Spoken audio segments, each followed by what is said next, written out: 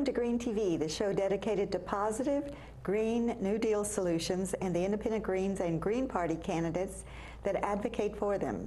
I'm your host, Gail Parker. The independent Greens of Virginia advocate for jobs, eco jobs for the economy, solar jobs, wind jobs, geothermal energy jobs, rail jobs, conservation jobs, and weatherization jobs, lots of jobs. In fact, more Virginians work in solar jobs than in coal, some 11,000. We have a news item today from AFP Beijing, China. China and Russia are considering building a high-speed rail line from Moscow to Beijing that would cut the journey time from 6 days to under 2 days. Chinese media reported today. China already has 6,200 miles of high-speed rail. The project would cost more than $230 billion and be over 4,350 miles long. The Beijing Times reported today.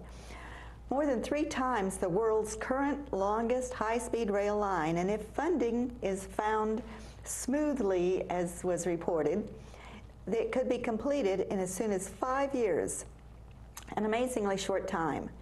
The two countries signed a memorandum of understanding earlier this week during a state visit to Moscow in which Beijing expressed interest in building a fast rail link between Russia's capital and Kazan, which is the oil-rich Turkestan region, state broadcaster China Central Television reported.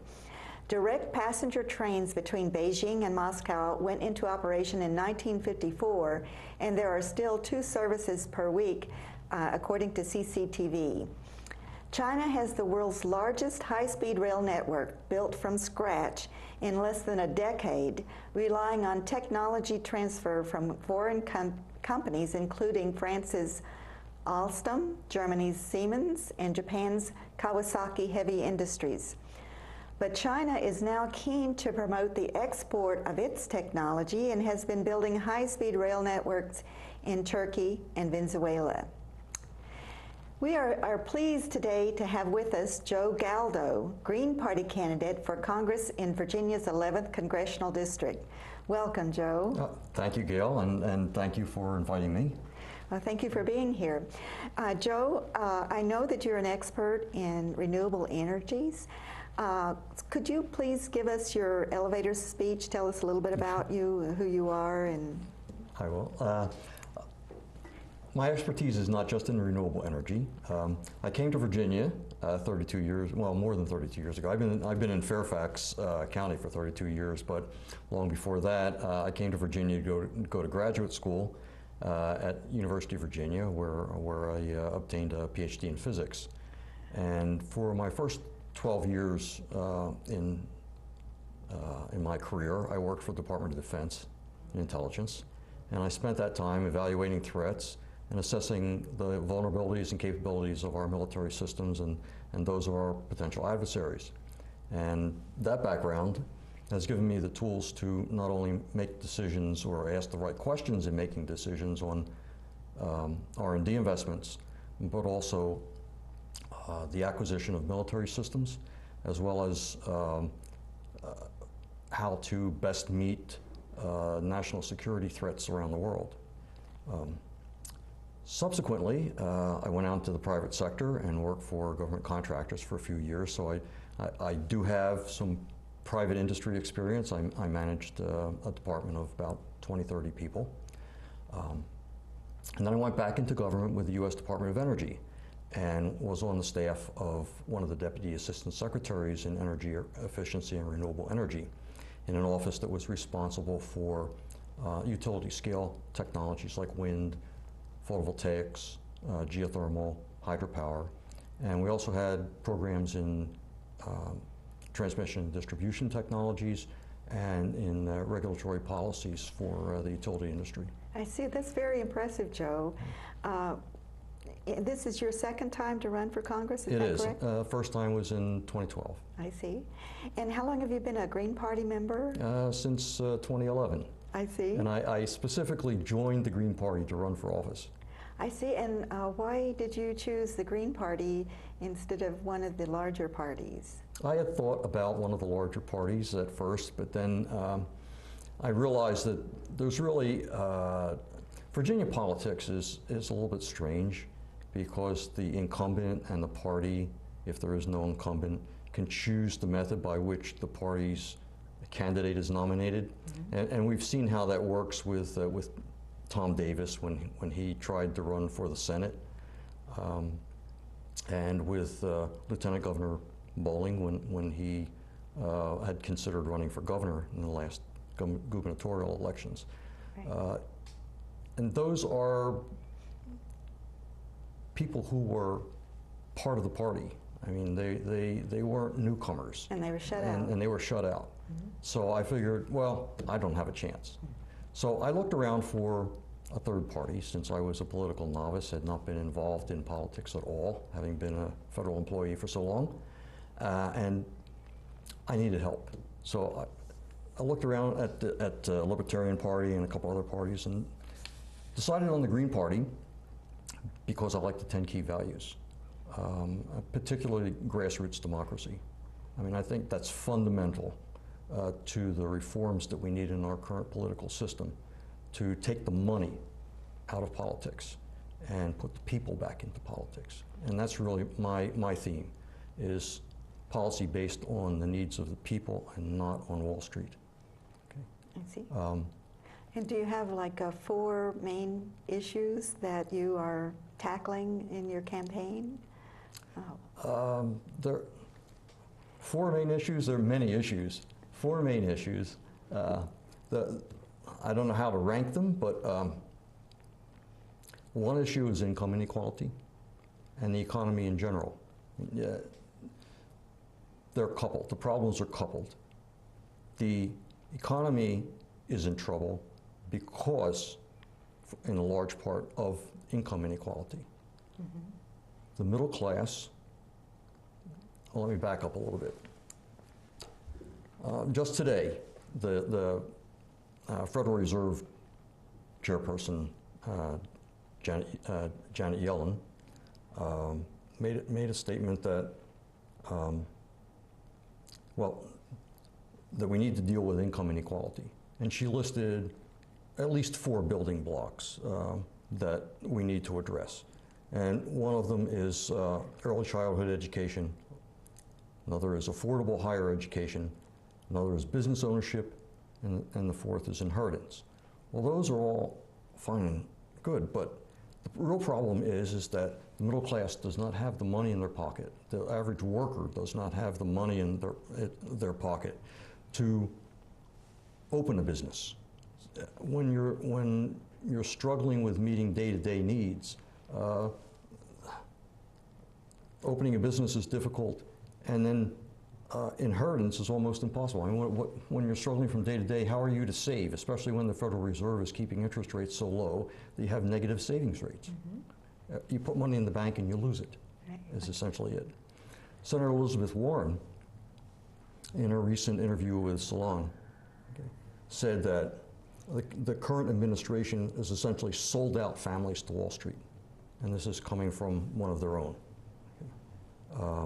So that's really where the main focus of my campaign is. Part of that is addressing the energy issue as well, because there's a large potential there to save money in the long run, to create jobs and stimulate the economy. Do you believe that we need a national policy on renewable energies? I do. I am somewhat disappointed with the EPA's carbon rule because I personally believe it will result in more natural gas and nuclear and not reaching the potential for renewable energy that's possible, especially here in Virginia, where Dominion Power is already, they've already gotten approval for a new gas pipeline, natural gas pipeline across the state to provide fuel for the new natural gas power plants that they intend to construct. And they're trying to obtain approval for a 3rd nuclear unit at their North Anna facility.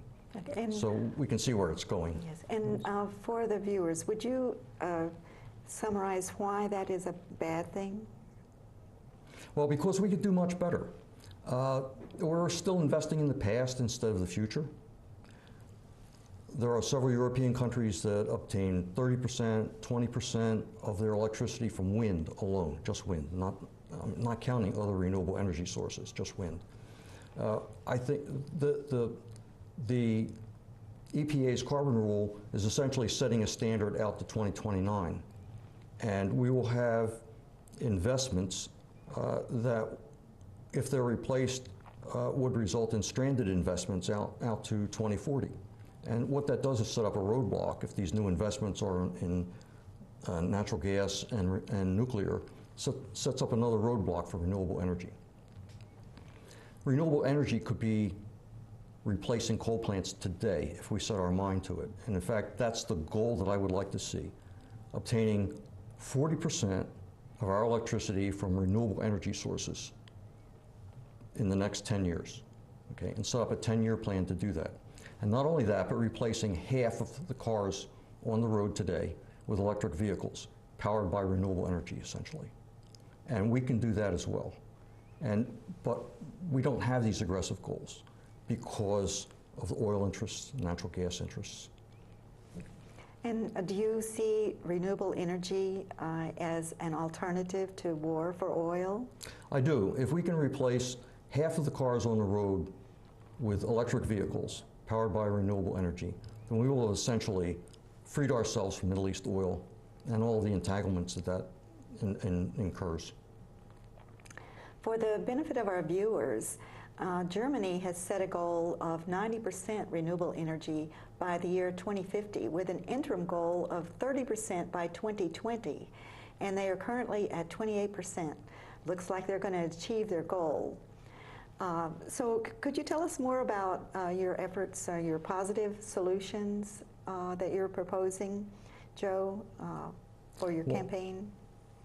On renewable energy or other areas? Any area. Okay, well, with the renewable energy, what I would propose is not just depending on markets to get us to our goal, because markets are not dependable. They take a very crooked path to get to where they want to go. As anyone who's invested in the stock market knows, everything doesn't go straight up. It goes up and down all the time. But what I would propose is essentially a national renewable energy portfolio standard that would ensure that we achieve my 40% goal. Coupled with that would be regional markets for renewable energy certificates with set-asides for solar, so we would have the solar renewable energy certificates. I have solar panels on my house, and do you have a plus house? Pardon? Do you have a plus house? Plus? Yeah. Does it create more energy than it uses? No. My solar system provides about half of my electricity. I see. And that's a limitation of the roof space that I have to put the panels on. But my brother in New Jersey installed solar panels on his house a few years before I did. And he paid off his solar panels in, I think, 3 or 4 years. And that was basically due to the markets, the market that New Jersey has for solar and renewable energy certificates, SRECs as they're called. And that allowed him to pay off his system very, very quickly. Wow. And now he has free electricity for the remaining 20-year life, cool. 20-plus year life of the system. Yeah. So that's very exciting. Mm-hmm. And if we could do that nationwide, it would be great. Now, my other approach is I like to see public money spent for public good and not for private good. What allowed me to buy my system were the rebates that the state of Virginia offered as a result of stimulus money from the federal government. I see. Now, I love having solar panels on my house, and I worked hard when I was with DOE to change regulations and to develop technical standards to allow that to happen, to simplify the process. At the time, it took months or years sometimes for the utility to hook up the solar systems. But I need to check the time. Oh. Anyway,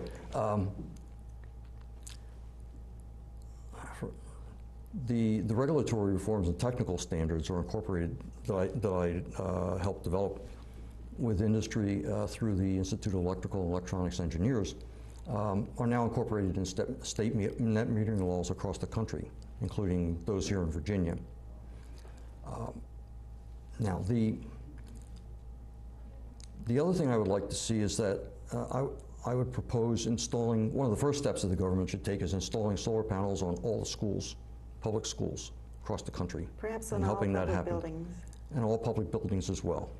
And the savings, the electricity savings there would revert back to the public. I mean, it essentially would reduce the cost of electricity, which is substantial in our local school systems. And allow that part of the budget, or some of that part of the budget, to be devoted to education. Instead of subsidizing development of wind and solar and geothermal through companies like GE and NextEra Energy and contributing to corporate profits, I would suggest giving that job to the power marketing administrations that are essentially federal agencies, and allow them to develop renewable energy on federal lands instead of leasing those properties to private corporations. That way, the power marketing administrations could sell the power at reasonable prices to their customers, and then the revenue that they would receive would pay back the taxpayer for the investment in the renewable energy. I see. That's very interesting. Joe, according to, of course, Independent Greens advocate very strongly for rail because it uses energy so much more efficiently, and state-of-the-art could use renewable energies. And according to Google Clock, the Earth has only about 47 years worth of fossil fuels left at the current rate of consumption. So how do you feel about rail? Do you see it as a solution? I see rail as a solution. As I told an audience at a recent candidate meet and greet, I'm a city boy. I'm from Philadelphia. And so I grew up with public transportation and used it all the time to get wherever I needed to go. I attended college in New York City in the Bronx at Fordham. And there again, you can travel anywhere in the city in New York on public transportation. So I am in favor of rail. I would like to see not only our local subway system expanded, but passenger rail across the country expanded. I'm also, I would like to see the budget priority for public transportation in general raised to a higher priority. And I think that's the only way we'll get the job done, arguing, as some have done, that we are special here in Northern Virginia, and as an argument for obtaining funding for the Silver Line expansion, as one example, just doesn't work. When a congressman from New Jersey says, well, we need money for our system as well in New Jersey, the answer there is we just need to raise the priority for public transportation and provide more money for everyone. Of course. Rail built anywhere in the United States benefits all of the United States, and therefore it makes sense that we should level the playing field. And roads are 100% subsidized by taxpayer funding. Rail, on the other hand, if a state or municipal government wants to fund rail, they go to the federal government. The policies say to them, if you build roads, the federal taxpayers will pay 80%. If you build rail, the federal taxpayers will pay 20%. So they default and they build roads when what we need is mass transit and rail. So I'm right with you, Joe, on that issue. We need to level the playing field and make it easier to build mass transit, to build rail. conserve our consumable fuels. Yes. Yes. Okay, well, we have time now for a candidate spotlight. We'll spotlight the Green Party candidate, independent Green Party candidate in Virginia's 10th Congressional District. Hi, I'm Diane Blay, and I'm running for Congress in the 10th Congressional District. And I'm running for many reasons. Basically because I want our country to be better. I think that we spend way too much money on defense. We have over 100 bases in other territory outside the United States. We need to cut back on the money we spend on that and spend it on our people in our own country. The money in campaigns is just horrific, and our legislatures are spending too much time trying to raise money instead of dealing with the issues and trying to do what's best for the country. And they're bribed whether they think they are or not. And so they don't do what is the best for our generation and our children and the world in the future. So there are many other issues too that I think we need to do better on, but basically, if you vote for Diane Blay or the Green Party, this is what the Green Party is trying to do to make a better world. So Diane Blay for Congress, thank you very much. Hello, I'm G. Lee Aiken, and I'm running for chairwoman of the DC City Council with the DC Statehood Green Party. So let me tell you why I am running with that party and for what some of my main issues are. I have been a Green since I was in college and took ecology before anybody even knew what the word meant, because I knew it would be one of the critical issues of the age. Then I came to Washington the day after President Kennedy was elected. I had worked on his campaign in Iowa, and I was very excited to be there. But I didn't know that I would spend 53 years there and never ever be able to vote for a member of Congress or have any influence over how my tax money was spent. So 3 years ago, when I had the opportunity to be involved in politics, I chose the DC Statehood Green Party, because we need statehood, and we certainly need to preserve the environment and grow the environment and make the many changes that are necessary. You can see some of my statements on my blog, which is GLEEAIKIN, GLeeAikin.blogspot.com. I would say my best post there is one on fighting the XL pipeline and all the different problems with transporting carbon-based fuels, which is a very important issue. My other most important issue is the fact that I discovered actually about 10 years ago that my taxes were much higher than they had been a few years before that with no change in income. I finally discovered that a benefit that we had when we got home rule in 1973, which was that our deductions and exemptions on income tax had been similar to the federal deductions, had not been increased very much. The Fed goes up with inflation, but in DC it was going up when the predominantly Democratic council would raise it. So I began fighting for that. I testified before the Tax Revision Commission twice, and they recommended that we couple our rates with the federal rates, and that will put $85 million back in the pockets of low and middle income earners, but not people earning more than $150,000. Unfortunately, they're going to phase it in, so the impact on neighborhood businesses will be much smaller than it would be if they could have done the whole thing this year. And that's one of the very important things I'm going to be pushing for and enlightening the public on as I go out on the campaign trail. Thank you very much. G. Lee Aiken. Joe, in just about a minute, is there anything else that you would like for the viewers to know about you and your campaign? Well, I have other initiatives that I would propose if I'm elected, and one of them is tax reform. I have a tax proposal that would simplify the tax code. Starting from scratch, it would only provide a standard deduction, say maybe standard deduction and a a limited number of exemptions that would, for a family of 4, essentially exempt the first $30,000 of income from any taxes whatsoever. It would keep the earned income credit, and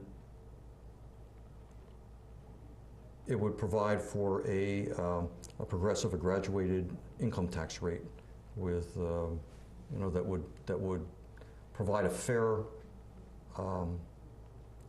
distribution of the tax responsibility across the income scale. I see.